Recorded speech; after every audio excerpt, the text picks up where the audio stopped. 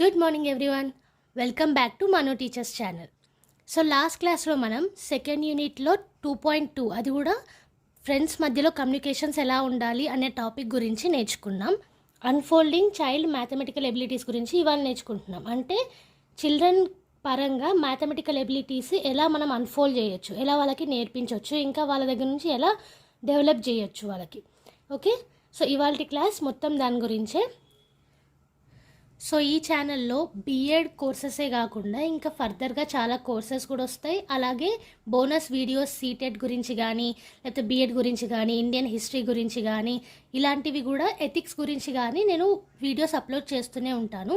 మీకు ఒకవేళ ఆ వీడియోస్ ఇన్ఫర్మేషనల్ అనిపిస్తే నా ఛానల్కి సబ్స్క్రైబ్ చేసుకోండి. అలాగే పక్కనున్న బెల్ ఐకాన్ని కంపల్సరీ ప్రెస్ చేయండి. So coming to our video, ఇవాళ మనం నేర్చుకోబోయే టాపిక్ ఏంటి? Unfolding child's mathematical abilities. Okay, పిల్లల మ్యాథమెటికల్ ఎబిలిటీస్ ఎలా పెంపొందించవచ్చు, ఎలా తెలుసుకోవచ్చు అన్న దాని గురించి ఇవాళ క్లాస్లో నేర్చుకుందాం. ఇది మొత్తం ఈ సెకండ్ యూనిట్ మొత్తం మ్యాథమెటిక్స్ గురించి, మ్యాథమెటిక్స్ ఎబిలిటీస్, మ్యాథమెటిక్స్ హిస్టరీ, దీని గురించే ఉంటుంది.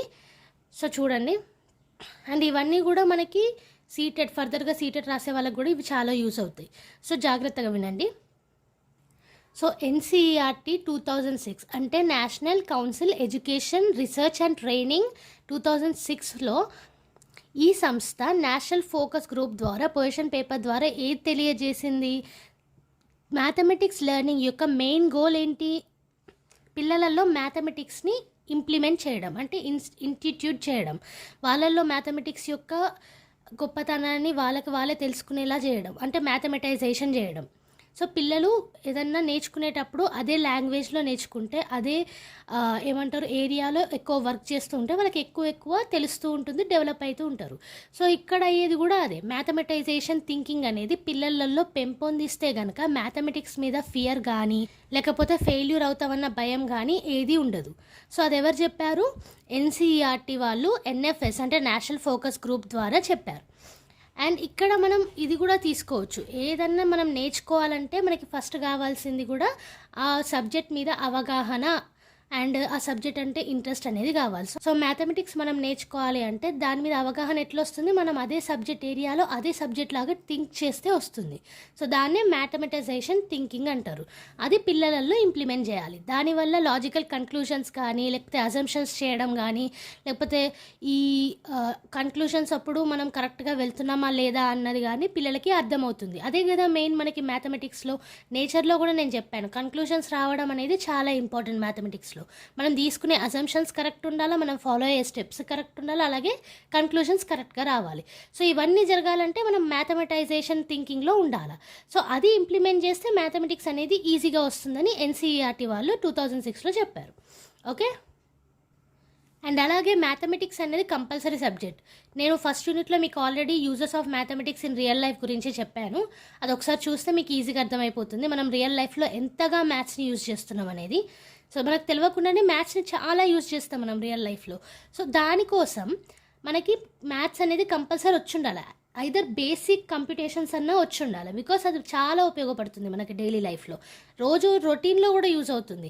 ఇప్పుడు యూజ్ అవుతుంది మ్యాథ్స్, తర్వాత యూజ్ అవ్వదు అన్నట్టు లేదండి. ప్రతి నిమిషం కూడా మనం టైం చూడడం కూడా మ్యాథమెటికల్ క్యాల్కులేషన్స్, లాజికల్ కన్క్లూషన్స్ తోటే చూసి చెప్తాం టైంని కూడా.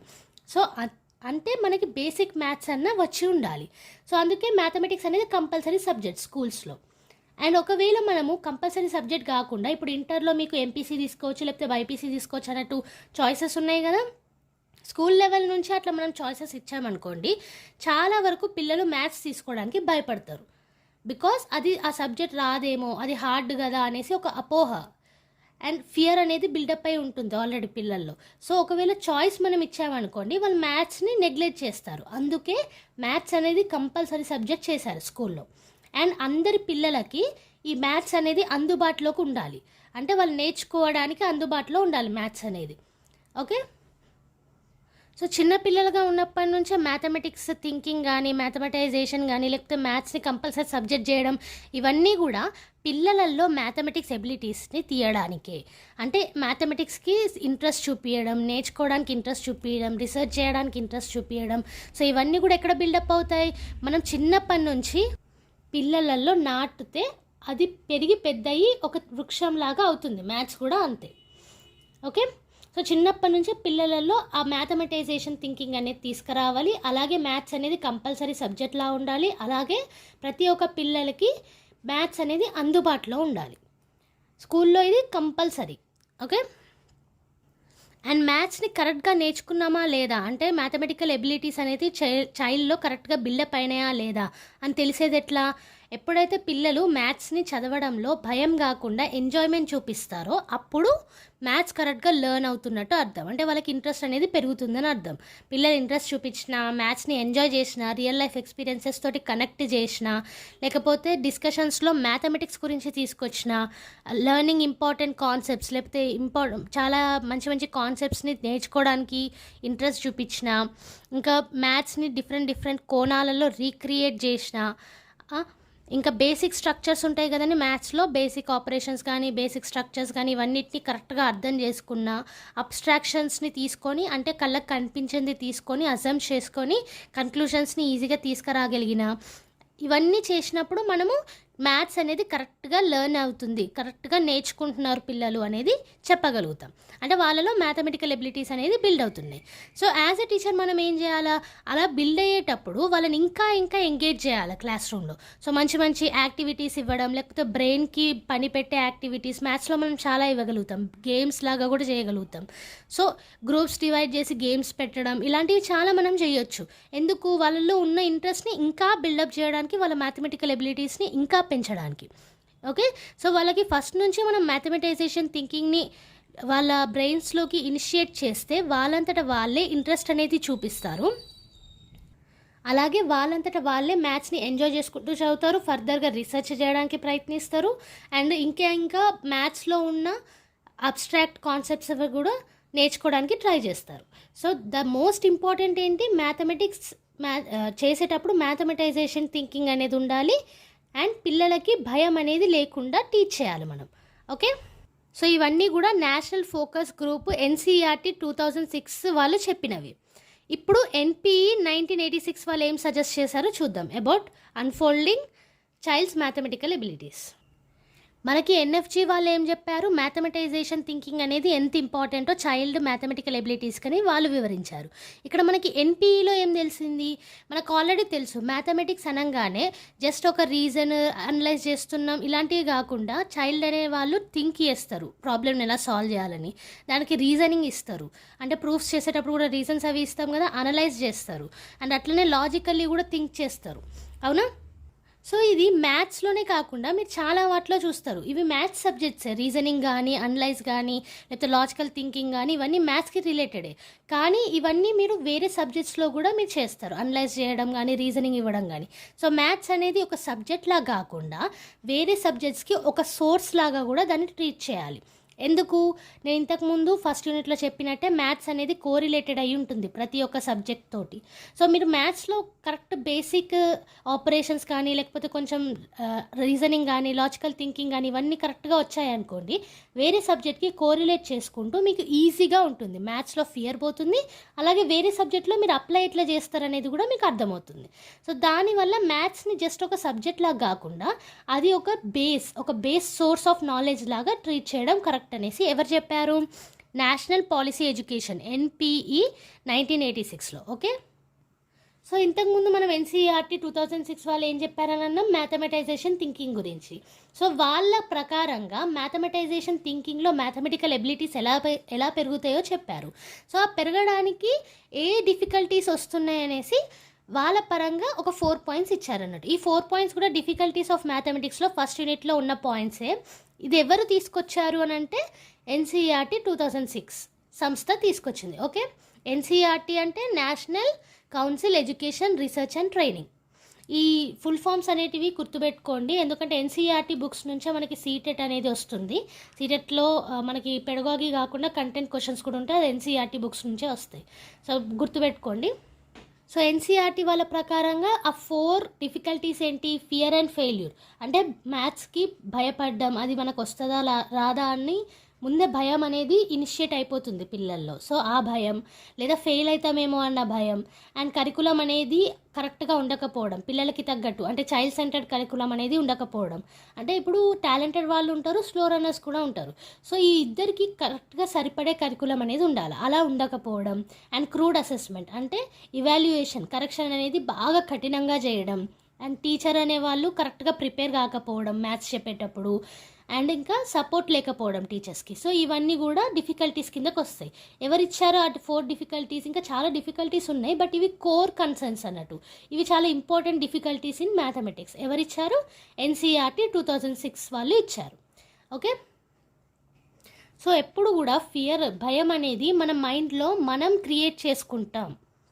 మనం సబ్జెక్ట్ని కరెక్ట్గా చూస్తే భయం లేకుండా అది మనకి ఈజీగానే కనిపిస్తుంది. కానీ భయపడుతూ సబ్జెక్ట్ చూసామనుకోండి, ఏ సబ్జెక్ట్ అన్నా కానివ్వండి, లేదా లైఫ్లో ఏ సిచ్యువేషన్ అన్నా కానివ్వండి, భయపడుతూ ఆ సిచ్యువేషన్ని చూస్తే మనకి ఆల్రెడీ భయం అనేది ఉంది కాబట్టి సిచ్యువేషన్ చూడంగానే అది ఎంత ఈజీ ఉన్నా భయం అనేది మనల్ని డామినేట్ చేస్తుంది. సో ఆటోమేటిక్గా భయపడి ఆ సిచ్యువేషన్కి దూరంగా ఉంటాం. అలాగే సబ్జెక్ట్స్కి కూడా అంతే. సో ఫస్ట్ భయం అనేది ఉండొద్దు. ఆల్రెడీ ప్రతి ఒక్క పిల్లలు కూడా వాళ్ళ ఏరియాస్లో వాళ్ళ యునిక్ వేలో చదువుకుంటారు. కానీ భయం అనే దానివల్ల మ్యాథమెటిక్స్ అనగానే దూరం పోతూ ఉంటారు. సో యాజ్ టీచర్స్ మనం ఏం చేయాలి? వాళ్ళలో ఉన్న పొటెన్షియల్ అనేది, వాళ్ళలో ఉన్న సత్తా అనేది వాళ్ళకి చూపించేలా చేయాలి. అంటే యూ క్యాన్ డూ ఇట్, చూడు ఎంత ఈజీగా చేసావో, దీనికే కదా ఇంత భయపడ్డావు అనేసి వాళ్ళల్లో ఉన్న భయాన్ని తీసేయాలి. బికాస్ ఆ భయం వల్లనే సగం మ్యాథ్స్కి దూరం అవుతున్నారు. ఓకే, సో బేసికలీ పిల్లలలో విల్ పవర్, మ్యాథ్స్ చేయడానికి విల్ పవర్ అనేది బిల్డప్ చేయాలి పిల్లలలో. ఓకే, యాజ్ ఎ టీచర్స్ అది మన బాధ్యత. సో ఇప్పటిదాకా ఏం నేర్చుకున్నాం? మ్యాథమెటైజేషన్ థింకింగ్ వల్ల మ్యాథ్స్ ఎబిలిటీస్ అనేది పెరుగుతుందనేసి ఎన్సీఆర్టీ 2006 వాళ్ళు చెప్పారు. వాళ్ళు కొన్ని పాయింట్స్ కూడా ఇచ్చారు, మ్యాథమెటిక్స్ లెర్నింగ్ కరెక్ట్గా అవుతుందా లేదా అని చెప్పేసి. అండ్ ఎన్పీఈ 1986లో నేషనల్ పాలసీ ఎడ్యుకేషన్ వాళ్ళు ఏం చెప్పారు? మ్యాథ్స్ అనేది ఒక సబ్జెక్ట్గా కాకుండా వేరే సబ్జెక్ట్స్కి ఒక సోర్స్ లాగా, అంటే ఒక బేస్ లాగా మ్యాథమెటిక్స్ని ట్రీట్ చేయాలనేసి ఎన్పీఈ వాళ్ళు చెప్పారు. అండ్ ఒక 4 డిఫికల్టీస్ గురించి ఎన్సీఈఆర్టీ వాళ్ళు ఈ 4 డిఫికల్టీస్ గురించి కూడా చెప్పారు. ఓకే, అండ్ టీచర్స్గా మనం పిల్లలలో సెల్ఫ్ కాన్ఫిడెన్స్ కానీ లేకపోతే వాళ్ళలో భయం తీసేయడం కానీ అది మన బాధ్యత అని ఇప్పటిదాకా నేర్చుకున్నాం. సో ఇప్పుడు అదే మ్యాథమెటికల్ ఎబిలిటీస్ ఏరియాలో రీసెర్చర్స్ గురించి చూద్దాం. ఓకే, సో మ్యాథమెటికల్ ఎబిలిటీస్ అంటే ఏంటి? మ్యాథ్స్ని ఎలా పర్ఫామ్ చేస్తాం, మ్యాథ్స్ని ఎలా సాల్వ్ చేస్తాం, ఇదంతా మ్యాథమెటికల్ ఎబిలిటీస్ కిందకు వస్తుంది. అంటే లాజికల్ రీజనింగ్ కానీ, లేకపోతే యాప్టిట్యూడ్స్ కానీ, లేకపోతే అనలైజింగ్ కానీ, లేకపోతే థింకింగ్ ఏం చేస్తున్నాం, రీజనింగ్ ఏమి ఇస్తున్నాం, ఇవన్నీ కూడా మ్యాథమెటికల్ ఎబిలిటీస్లోకి వస్తుంది. సో బేసిక్గా మ్యాథ్స్ ఎలా చేస్తున్నాం అనేది మ్యాథమెటికల్ ఎబిలిటీ. సో ఆ మ్యాథమెటికల్ ఎబిలిటీ, ఆ మ్యాథమెటిక్స్ అచీవ్మెంట్ చాలామంది స్టూడెంట్స్కి అప్రాక్సిమేట్లీ 5th గ్రేడ్ లెవెల్ వరకే వచ్చేస్తుంది అని ఎవరు చెప్పారు? క్యాలీ అండ్ మిల్లర్. ఎప్పుడు 1989లో చెప్పారు. క్యాలీ అండ్ మిల్లర్ ఏమని చెప్పారు? మ్యాథమెటిక్స్ అబిలిటీ, మ్యాథమెటిక్స్ అచీవ్మెంట్స్ ఇవన్నీ కూడా స్టూడెంట్స్కి, చాలామంది స్టూడెంట్స్కి, మోస్ట్ ఆఫ్ ద మెంబర్స్ స్టూడెంట్స్కి ఏ ఏజ్లో వచ్చేస్తుంది? 5th గ్రేడ్ లెవెల్లోనే వచ్చేస్తుంది. సో 5th గ్రేడ్ లెవెల్లో ఎందుకు వస్తుంది? 5th గ్రేడ్ లెవెల్ అంటే ఎంత ఏజ్ ఉంటారు పిల్లలు? 6 to 10 ఈ ఇయర్స్ మధ్యలో ఉంటారు. సో ఆ ఇయర్స్లో నేను ఇంతకుముందు చెప్పినట్టు చిన్న పిల్లలుగా ఉన్నప్పుడు లాంగ్వేజ్ అక్వైరింగ్ కానీ లేకపోతే వేరే కొత్త నేర్చుకోవడంలో కానీ పిల్లల బ్రెయిన్ అనేది చాలా ఫాస్ట్గా పనిచేస్తుంది. ఓకే, ఎంత ఫాస్ట్గా పనిచేస్తుంది అంటే వాళ్ళు ఈజీగా నేర్చుకోగలుగుతారు. అందుకే మనం తర్వాత నేర్చుకోవాలనుకుంటే కొంచెం ఇబ్బంది అవుతుంది, పెరిగినాక నేర్చుకోవాలనుకుంటే. సో అందుకే ఎవరు? కాలీ అండ్ మిల్లర్ అనే వ్యక్తి ఏం చెప్పారు? మెనీ స్టూడెంట్స్, చాలామంది స్టూడెంట్స్ మ్యాథమెటిక్స్ అచీవ్మెంట్ ఎప్పటి వరకు చేసేస్తారు? ఏజ్ వరకు ఉంటుంది, 6 to 10 ఇయర్స్ లోపటే వాళ్ళు మ్యాథమెటిక్స్ని అచీవ్ చేసేస్తారు అనేసి కాలీ అండ్ మిల్లర్ చెప్పారు. అండ్ ఇంకొకటి ఏంటంటే ఎలిమెంటరీ డిసేబిలిటీ పిల్లలు ఉంటారు కదా ఎలిమెంటరీ లెవెల్లో, వాళ్ళకి మ్యాథ్స్లో కూడా చాలా ఇబ్బందులు అనేటివి ఎదురవుతాయి. ఎందుకు అని అంటే వర్బల్ వీక్నెస్ వల్ల. అంటే మాట్లాడడంలో కానీ లేకపోతే ఒకదాన్ని ఒకటి కనెక్ట్ చేయడంలో కానీ కొంచెం వీక్ ఉంటారు కదా డిసేబిలిటీస్ ఉన్నవాళ్ళు. సో వాళ్ళకి మ్యాథ్స్ కూడా కొంచెం వీక్ అవుతుంది, కొంచెం అర్థం కాకపోవడం కానీ లేకపోతే చదవలేకపోవడం కానీ జరుగుతుంది. ఎందుకంటే మ్యాథమెటిక్స్ లాంగ్వేజ్ దాంట్లోనే అది డిఫికల్టీస్, కానీ డిసేబిలిటీస్ వాళ్ళకి ఇంకొంచెం డిఫికల్టీస్ అనేది వస్తుంది అని ఎవరు చెప్పారు? అకిమెన్, యాన్హాల్టూను, డైక్మెన్ 1986లో చెప్పారు. సో కాన్స్ అనే వ్యక్తి 1971లో ఏం చెప్పారు? కొన్ని న్యూరాలజికల్ స్టేటస్, అది కూడా విజువల్ రీకాల్ అంటే మనకి ఊహించేదాన్ని పెంచుకోవడం, అండ్ లాంగ్వేజ్ ఫంక్షన్స్, రైటింగ్ కానీ, రీడింగ్ కానీ, రాయడం కానీ, చదవడం కానీ, ఇవన్నీ ఫంక్షన్స్ కూడా అర్థమెటిక్ ఆపరేషన్స్ తోటి కొంచెం డైరెక్ట్ రిలేషన్ తోటి ఉన్నాయని ఎవరు చెప్పారు? కాన్స్ చెప్పారు. ఏమని చెప్పారు? అర్థమెటిక్ ఆపరేషన్స్ అనేటివి దేనితోటి రిలేషన్లో ఉన్నాయి, డైరెక్ట్ రిలేషన్ లేకపోతే రిలేట్ అవుతున్నాయి. విజువల్ రీకాల్ అంటే మనం ఊహించి చెప్పేవి మళ్ళీ రిమెంబర్ చేసుకోవడం, అండ్ లాంగ్వేజ్ ఫంక్షన్స్ అంటే రీడింగ్ కానీ, రైటింగ్ కానీ, చదవడం, రాయడం, ఇవన్నీ కూడా కొంచెం డైరెక్ట్గా రిలేటెడ్ అయి ఉందని చెప్పారు. అండ్ నెక్స్ట్ ఏంటి? బార్నే 1972లో ఏమని చెప్పారు? మనం ఆల్రెడీ డిఫికల్టీస్ ఆఫ్ మ్యాథమెటిక్స్ అనేది ఫస్ట్ యూనిట్లో నేర్చుకున్నాం. ఆ డిఫికల్టీస్ ఆఫ్ మ్యాథమెటిక్స్లో చాలా ఫ్యాక్టర్స్ ఉన్నాయి. సో ఆ ఫ్యాక్టర్సే కాకుండా స్టూడెంట్స్ ఇంట్రెస్ట్ కానీ, లేకపోతే టీచింగ్ సరిగ్గా లేకపోవడం కానీ, ఇవన్నీ కూడా మ్యాథమెటిక్స్ ఫెయిల్ అవ్వడానికి చాలా వరకు ఫ్యాక్టర్స్ అవుతున్నాయి. ఓకే, అంటే డిఫికల్టీస్తో పాటు స్టూడెంట్స్ ఇంట్రెస్ట్ అనేది చాలా ఇంపార్టెంట్, అది one of the important factor. అలాగే టీచింగ్ కరెక్ట్గా ఉండడం అనేది కూడా ఇంపార్టెంట్ ఫ్యాక్టర్. సో దానివల్ల కూడా మ్యాథ్స్ అనేది ఎఫెక్ట్ అవుతుందని చెప్పేసి, మ్యాథమెటిక్స్ లెర్నింగ్ ఎఫెక్ట్ అవుతుందని చెప్పేసి ఎవరు చెప్పారు? బార్నే 1972లో చెప్పారు. ఓకే, సో మనం రీసెర్చ్ ఏంటి అని చూసాం మ్యాథమెటికల్ ఎబిలిటీస్ ఏరియాలో. అలాగే ఎన్సీఆర్టీ వాళ్ళు ఏం చెప్పారని చూసాం, అండ్ ఎన్పిఈ వాళ్ళు ఏం చెప్పారని చూసాం. సో ఇక్కడ కొన్ని వేస్ ఉన్నాయి మ్యాథమెటికల్ ఎబిలిటీస్ పిల్లల్లో ఎట్లా ఇంప్రూవ్ చేయొచ్చు, ఎట్లా డెవలప్ చేయొచ్చు అనేటివి కొన్ని పాయింట్స్ ఇచ్చారు చూడండి. Self learning materials or learner centre learning materials అంటే వాళ్ళంతటా వాళ్ళే లెర్నింగ్ మెటీరియల్స్ తయారు చేసుకోవడం పిల్లలు, లేదా పిల్లలకి తగ్గట్టు ఉన్న లెర్నింగ్ మెటీరియల్స్ని యూజ్ చేయడం. సో వాళ్ళంతటా వాళ్ళే లెర్నింగ్ మెటీరియల్స్ అని అంటే, నేను అంతకుముందు మీకు బీఎడ్ ఎలా ప్రిపేర్ అవ్వాలి అన్న వీడియోలో నేను కరెక్ట్గా చెప్పాను నోట్ మేకింగ్ ఎంత ఇంపార్టెంటో. సో నోట్ మేకింగ్ వల్ల ఏమవుతుంది, మన నోట్స్ మనమే ప్రిపేర్ చేసుకున్నాం కాబట్టి మనకి పాయింట్స్ అనేటివి చాలా బాగా గుర్తుంటాయి. బికాస్ మనం రాసేటప్పుడు కూడా మనం దాన్ని చదువుతూ ఉంటాం, అండ్ మనం అర్థం చేసుకొని పాయింట్స్ని ప్రిపేర్ చేసాం కాబట్టి. సో సెల్ఫ్ లెర్నింగ్ అనేది చాలా మోటివేషనల్గా ఉంటుంది. ఓకే, సో దానివల్ల మ్యాథమెటికల్ ఎబిలిటీస్ కూడా పెరుగుతాయి. బికాస్ మోటివేషన్ పెరిగినప్పుడు మనకి ఇంట్రెస్ట్ అనేది కూడా వస్తుంది. సో అందుకే ఇక్కడ సెల్ఫ్ లెర్నింగ్ మెటీరియల్స్ అన్న యూజ్ చేయాలి. ఇక్కడ మనం నోట్ మేకింగే కాకుండా యూట్యూబ్ చూడడం కానీ, లేకపోతే ఇంటర్నెట్ నుంచి కూడా ఇన్ఫర్మేషన్ తీసుకోవచ్చు. సో ఇదన్నీ కూడా మనకి సెల్ఫ్ లెర్నింగ్ మెటీరియల్స్ కిందకు వస్తాయి. అలాగే లెర్నర్ సెంటర్ లెర్నింగ్ మెటీరియల్స్ అంటే ఇప్పుడు ఉన్నవన్నీ కూడా లెర్నర్ సెంటర్ లెర్నింగ్ మెటీరియల్సే. ఒకప్పుడు మనకి యాక్టివిటీస్ అనేటివి ఎక్కువగా లేకపోదు టెక్స్ట్ బుక్స్లో కానీ, వేరే బుక్స్లో కానీ. కానీ ఇప్పుడు మాత్రం లెర్నర్స్ యాక్టివ్గా ఉండేలాగా లెర్నర్ సెంటర్డ్ యాక్టివిటీస్ కానీ, లేకపోతే ఎక్సర్సైజెస్ కానీ, ఇవన్నీ కూడా మ్యాథ్స్లో మనకి అవైలబుల్ ఉన్నాయి. సో అలాంటి టీచింగ్ లెర్నింగ్ మెటీరియల్స్ అన్నీ యూజ్ చేయాలి. వాటి వల్ల ఏమవుతుంది, ఇంట్రెస్ట్ అనేది పెరుగుతుంది, ఎక్కువ చేస్తాం, ప్రాక్టీస్ అనేది అవుతుంది. మ్యాథ్స్ అంటేనే ప్రాక్టీస్ కదా. సో ప్రాక్టీస్ వల్ల కూడా ఇంకెక్కువ ఎబిలిటీస్ అనేటివి పెరుగుతాయి. ఓకే, అండ్ టీచర్ ఎప్పుడు కూడా గైడ్ చేయాలి, హెల్ప్ చేయాలి, ఫెసిలిటేటర్లా ఉండాలి. ఎప్పుడూ కూడా మొత్తం ప్రాబ్లమ్ని చేసి ఇవ్వద్దు, అప్పుడు రట్టి మెథడ్ అవుతుంది. మనం ఎప్పుడూ కూడా వాళ్ళని ఎంకరేజ్ చేయాలి. దీని తర్వాత ఏమొస్తుంది మీరే చెప్పండి, ఎవరన్నా ఒకరు మీరే చెప్పండి అని వాళ్ళ సైడ్ నుంచే ఆన్సర్ వచ్చేలాగా చేయాలి. So we have to help them. కానీ ఎలా? వాళ్ళంతటా వాళ్ళే ప్రాబ్లమ్ని చేసేలాగా మనం హెల్ప్ చేయాలి. సో టీచర్స్ ఎప్పుడు కూడా ఫెసిలిటేటర్లా ఉండాలి. మళ్ళీ ఇక్కడ కూడా మనకు వచ్చిన పాయింట్ ఏంటి, లెర్నర్ సెంటర్డ్ ఉండాలి, టీచర్ సెంటర్డ్ ఉండొద్దు. సో లెర్నర్ సెంటర్డ్ అంటే we have to be like guide or help. Okay, తర్వాత మ్యాథమెటిక్స్ గేమ్స్ నేను ఆల్రెడీ చెప్పాను. మ్యాథమెటిక్స్ గేమ్స్ మనం చాలా యూజ్ చేయొచ్చు, సుడోకో ఆడిపియచ్చు, ఇంకా మ్యాథమెటిక్స్ గేమ్స్ ఇలాంటివి చాలా ఉన్నాయి.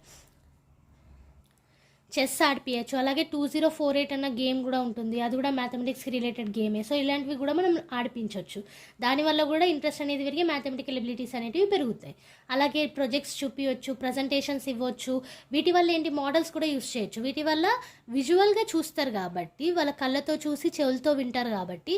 నేను ఆల్రెడీ ఇంతకుముందు మ్యాథమెటిక్స్ లాంగ్వేజ్ అనేది ఎలా నేర్చుకుంటామని అన్నాం, చూడడం ద్వారా, వినడం ద్వారా, చెప్పడం ద్వారా, రాయడం ద్వారా. ఏ లాంగ్వేజ్ అన్నా అలాగే నేర్చుకుంటాం.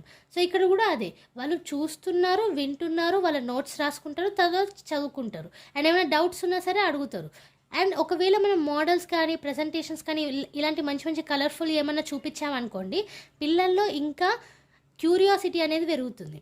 సో దానివల్ల మనకి ప్రాజెక్ట్స్ తోటి ఇంకా మ్యాథమెటికల్ ఎబిలిటీస్ అనేవి పెరుగుతాయి. మీరు స్కూల్లో చూసినట్టయితే ప్రాజెక్ట్స్ అనేవి ఇస్తూ ఉంటారు. సైన్స్లో కానీ, మ్యాథ్స్లో కానీ చార్ట్స్ చేయండి, లేకపోతే ఈ వ్యక్తి గురించి తెలుసుకొని రేపు చెప్పండి క్లాస్లో. ఇవన్నీ కూడా వాళ్ళ మ్యాథమెటికల్ ఎబిలిటీస్ అనేటివి పెంచడానికి. సో డిఫరెంట్ ప్రాబ్లమ్స్ అవి ఇవి హోంవర్క్స్ ఇవ్వడం కూడా one of the mathematical abilities పెంచడానికి ఒక పరిష్కారం లెక్క ఉంటుంది. ఓకే, సో అలా అని చెప్పేసి హోంవర్క్స్ హెవీగా కూడా ఇవ్వద్దు. మనం ఎంతలో కావాలో, ఎంతలో ప్రాక్టీస్ కావాలో మ్యాథమెటిక్స్కి అంతలోనే ఇవ్వాలి. ఓకే, అండ్ హోంవర్క్స్ ఇచ్చేటప్పుడు ఒకటి బాగా గుర్తుపెట్టుకోవాలి, ఇది చైల్డ్ సెంటర్డ్ లెర్నింగ్. సో చైల్డ్కి ఎంతవరకు చేయగలుగుతారో, వాళ్ళకి ఎంతవరకు టైం ఉంటుందనేసి మనం కరెక్ట్గా ఆలోచించి ఇవ్వాలి హోంవర్క్స్ కూడా. ఓకే, అండ్ అలాగే ఫీల్డ్ ట్రిప్స్ చేయొచ్చు, లేకపోతే గ్రేట్ మ్యాథమెటిషియన్స్ని కలిపించడం, లేకపోతే వీడియో కాన్ఫరెన్సెస్ పెట్టించడం, ఇలాంటివి చేయొచ్చు. దీనివల్ల కూడా పిల్లల్లో చాలా బాగా మ్యాథమెటికల్ ఎబిలిటీస్ అనేటివి పెరుగుతాయి. అండ్ లెర్నింగ్ మెథడ్లో మాస్టరీ ఎలా సంపాదించడం, డిఫరెంట్ మెథడ్స్లో మనం ఎట్లా టీచ్ చేయడం, ఎవాల్యుయేషన్ ఎలా ఉంటుంది, ఎవాల్యుయేషన్ చేసినప్పుడు అంటే కరెక్షన్ చేసినప్పుడు పిల్లల్ని ఎలా చూడాలి, అంటే వాళ్ళు ఏ ఏరియాలో ఎక్కడెక్కడ కరెక్ట్ ఉన్నారు, ఎక్కడెక్కడ కరెక్ట్ లేరు, సో దాన్ని నేను ఎట్లా డెవలప్ చేయాలనేసి టీచర్స్ ఆలోచించారనుకోండి, యాజ్ ఎ ఫెసిలిటేటర్ మనం కరెక్ట్గా వర్క్ చేయగలుగుతాం. అప్పుడు పిల్లలలో మ్యాథమెటికల్ ఎబిలిటీస్ కూడా పెరుగుతాయి. ఓకే, సో ఏమేమి వేస్ అని చెప్పాము ఇక్కడ, సెల్ఫ్ లెర్నింగ్ మెటీరియల్ యూజ్ చేయొచ్చు, లేకపోతే లెర్నర్ సెంటర్ మెటీరియల్స్ యూజ్ చేయొచ్చు. టీచర్స్ ఎప్పుడు కూడా ఎవాల్యుయేషన్ చేసేటప్పుడు కానీ, లేకపోతే డిఫరెంట్ మెథడ్స్ టీచింగ్లో యూజ్ చేయడం కానీ ఇవన్నీ చేయాలి. అండ్ ఫెసిలిటేటర్లా ఉండాలి, హెల్ప్ చేయాలి. మ్యాథమెటికల్ గేమ్స్ కండక్ట్ చేయొచ్చు, మోడల్స్ చూపించవచ్చు, ప్రాజెక్ట్స్ చూపించవచ్చు, ప్రజెంటేషన్స్ ఇవ్వచ్చు, ఫీల్డ్ ట్రిప్స్కి తీసుకెళ్ళొచ్చు. ఇవన్నిటి వల్ల కూడా మ్యాథమెటికల్ ఎబిలిటీస్ అనేటివి పెరుగుతాయి. ఓకే, సో ఇదండి ఇవాల్టి టాపిక్. 2.3 కంప్లీట్ అయిపోయింది, అన్ఫోల్డింగ్ చైల్డ్స్ మ్యాథమెటికల్ ఎబిలిటీస్. దీంట్లో మనం ఎన్సీఆర్టీ వాళ్ళు ఏం చెప్పారు, అండ్ మ్యాథమెటైజేషన్ థింకింగ్ అంటే ఏంటి, ఎన్పీఈ వాళ్ళు ఏం చెప్పారు, మ్యాథ్స్ అనేది వేరే సబ్జెక్ట్స్కి ఏమవుతుంది, అండ్ డిఫికల్టీస్ ఏంటి మ్యాథ్స్లో అకార్డింగ్ టు ఎన్సీఆర్టీ 2006. అండ్ తర్వాత పిల్లలు ఎలా నేర్చుకుంటారు మ్యాథమెటికల్ ఎబిలిటీస్, దాంట్లో రీసెర్చర్స్ ఏమైనాయి, రీసెర్చ్ అయిన తర్వాత ఒక్కొక్క రీసెర్చర్ ఏమని చెప్పారు, అండ్ లాస్ట్కి మ్యాథమెటికల్ ఎబిలిటీస్ పెంచడానికి మనం ఏమేమి చేయొచ్చు అనేది నేర్చుకున్నాం. సో నెక్స్ట్ క్లాస్లో 2.4 హిస్టరీ గురించి నేర్చుకుంటాం. హిస్టరీ ఆఫ్ మ్యాథమెటిక్స్ అంటే ఎక్కడి నుంచి వచ్చింది మ్యాథమెటిక్స్, దాని హిస్టరీ ఏంటి, అండ్ ఎక్కడెక్కడ మ్యాథమెటిక్స్ని యూజ్ చేశారు, ఇవన్నిటి గురించి నెక్స్ట్ క్లాస్లో నేర్చుకుందాం. సో ఇవాళ ఎక్స్ప్లెనేషన్, ఇవాళ వీడియో మీకు నచ్చినట్టయితే ప్లీజ్ లైక్ చేయండి. అలాగే ఎవరికైనా యూజ్ అవుతుంది ఈ వీడియో అనిపిస్తే షేర్ చేయండి, అండ్ కింద కామెంట్ చేయండి. కామెంట్స్లో మీరు మీ డౌట్స్ కూడా అడగచ్చు. ఈచ్ అండ్ ఎవ్రీ యూనిట్ నేను ప్లేలిస్ట్ లాగా కూడా ప్రొవైడ్ చేస్తాను. సో ప్లేలిస్ట్లో మొత్తం చూసేస్తే మీకు యూనిట్ మొత్తం ఐడియా వచ్చేస్తుంది. అండ్ లాస్ట్లో నేను ఇంపార్టెంట్ క్వశ్చన్స్ కూడా ఇస్తున్నాను, సో ఒకసారి చూడండి. సో యాజ్ యూజువల్ నేను పీడిఎఫ్ అనేది కామెంట్ సెక్షన్లో అండ్ డిస్క్రిప్షన్లో ప్రొవైడ్ చేస్తాను, అక్కడ నుంచి డౌన్లోడ్ చేసుకోండి, సబ్స్క్రైబ్ చేసుకోండి, అండ్ పక్కనున్న బెల్ ఐకాన్ని కూడా ప్రెస్ చేయండి. Thank you everyone, bye bye.